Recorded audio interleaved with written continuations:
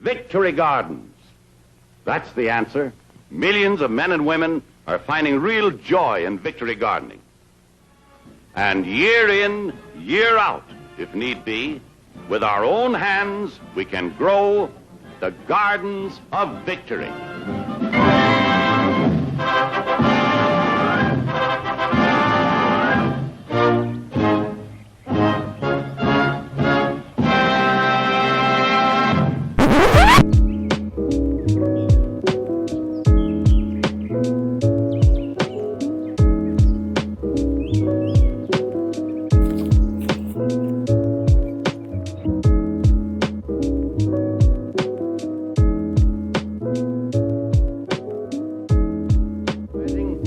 Get the advice of professional experts on how to derive the most from backyard planting. Hi, Eric Jackson, head gardener here at Old Salem again for another episode of How to Grow Your Own Victory Garden. Today I'm going to show you how to prepare a garden bed, and we're going to transplant those tomatoes we looked at last time. We'll also take a look at tools to use in creating your own victory garden. But first, we should consider what we're doing. What are plants? What's a garden? This is a plant. This is a plant. This is a plant. Plant is a living thing that grows in the earth. It has a stem, leaves, and roots. Like all living things, plants grow. Seeds grow into a plant. Really, seeds are plants. The seed germinates, roots grow down, the stem grows up, the leaves unfurl. Most plants have these parts: roots, stems, and leaves. Many plants grow flowers and some grow fruits. We eat some fruits, roots, and leaves. A tomato is a fruit. A carrot is a root that we eat of the carrot plant. People and animals need plants to live. What do plants need to live? Like we talked about last episode, plants need enough space, air, sunlight, water from rain and from people watering them, and nutrients. Most plants get their water and nutrients from soil. So why do plants matter? Plants are essential for any ecosystem. They provide all the energy of the ecosystem because they get energy directly from sunlight. Plants provide habitat for animals and provide humans with many natural resources. We all benefit when plants absorb carbon dioxide from the air and release oxygen into the air, which we breathe. During this process, plants also sequester carbon into the ground and convert sunlight into soil and energy. Plants incorporate minerals from the soil into their bodies and from their bodies to ours. Gardens can provide nutrient-dense food for people who need it. All other organisms in the food chain get energy from plants too, either by directly eating them as herbivores do, or by eating plant eaters like carnivores do. Omnivores get their energy either by eating plants directly or eating herbivores. Likewise, decomposers get energy either from plants or from the animals that eat them. Since all energy in your ecosystem comes from plants, you better have a lot of them. People need plants. Plants pull carbon out of the air, incorporate that carbon into their bodies, and sequester the carbon into the ground with their roots. This alone makes plants our first line of defense in combating the climate crisis. Plants help to clean water too. Plants are fundamental to our existence on Earth, the health and diversity of our environment, and for creating a sustainable culture. Time spent around plants can be good for mental health and foster a connection to nature. We can learn a lot from plants as well. Plants have beneficial relationships with fungi, insects, and birds. Transactional relationships which support the web of life in our environment. We can learn from the way in which communities of plants work in elegant, synergistic networks with the biology around them. Plants offer us designs and tools for creating true wealth and health in our communities. Can people partner with plants to create an abundant future? I'd like to think so. And one way to do that is to create and manage a garden. To do this, you need the right tools.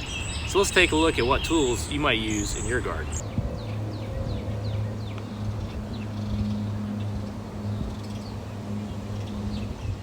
Tools you may want or need. A garden or pitchfork. I prefer garden forks. They have flat tines and are meant for working the soil. Pitchforks are more meant for moving hay and that sort of work. Shovels. Shovels are used for digging soil and also for moving soil from one pile to where you need it. Spade. A short-handled spade is what I recommend. Kind of like a shovel with a flat edge. Spades are used for slicing through and lifting sod, edging lawns and beds, skimming weeds, and digging trenches. Garden rakes. Generally very useful. Garden rakes are what I use to form beds. A leaf rake is good to have. They can be good for gathering up debris. Hoes. These are mainly used for weeding the pathways, and there's many different types. We like the scuffle hoe and other types. Yeah, I like to hand weed garden beds themselves. Soil knife, one of the very best gardening tools. It's good to have in a hose with an adjustable nozzle or a watering wand, which is pretty essential. You'll probably also want a sprinkler for later, but once things are established and it's hot. But you definitely want a watering wand for watering beds as they get established for deep watering. Watering can, if you have one, a watering can with a good rose is perfect for watering seedlings. A bucket, one of the best uses of plastic ever. Multiple purposes, harvesting and collecting things, carrying weeds being the main uses, but you probably want at least a couple. Wheelbarrow or cart, you need these to move compost or soil to your garden. They're also useful for harvesting large amounts. Steps to get started. The first step for preparing your garden is to remove all the weeds. Be sure not to let weeds set seed, which could cause extra weed problems for that garden for years to come. I would loosen the soil with a garden fork and then remove by hand. For some weeds, any plant that's somewhere where you don't want it, you really need to get all the roots out as well. This is especially true for weeds like Bermuda grass. It can sprout from any little piece of root, so it's really important to remove every little piece of root and then stay on top of it. This can be a good bit of work. If the soil is dry, it may be hard to hand pull weeds. One trick can be to water the area to get the soil moist and then come back a little later to weed. Once you have the garden area cleared of weeds, you want to define the garden beds themselves. You can use a string line to make sure your beds are straight and make whatever shape beds you want in your garden, but straight lines are especially important when growing on a large scale with a tractor. Many people find this visually appealing as well, but plants really don't care. Just take a look at the forest or meadow to see how plants like to grow. Here at Old Salem, we make wide row raised beds, which is enough for a few rows of some crops. If you're preparing a garden bed in an area of ground where a garden hasn't been previously, you may want to use the double decking technique. There are a lot of good videos on YouTube that can show you this method. Here at Old Salem, our gardens have been well tended, approaching 50 years, so our soil doesn't need much double digging. Add a few inches of leaf compost to the areas which will be beds. This is the time we add fertilizer as well and shape the beds.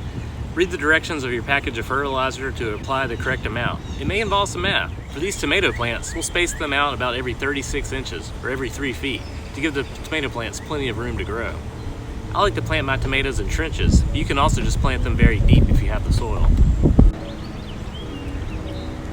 For planting in trenches, lay the tomato plants down horizontal and bury most of the plant stem and leaves. Let the top 4 to 6 inches curve upright out of the soil. The tomato plant will sprout new roots everywhere it's underground. This extra root growth will ensure that the plant gets well established and is to its new home. It can get all the water and nutrients it needs from the soil. Be sure to water in your plants after transplanting. That's an essentially important step. Okay, that's it for now. We've looked at how to transplant a tomato plant, what tools are useful for tending a garden, and explored why plants matter. We'll talk about seasons and the planting calendar next time on how to grow your own victory garden. They're discovering that the closer they get to the good earth, and the more they drink in fresh air and sunshine, the more courage and strength they have to face today's problems and meet them like true Americans.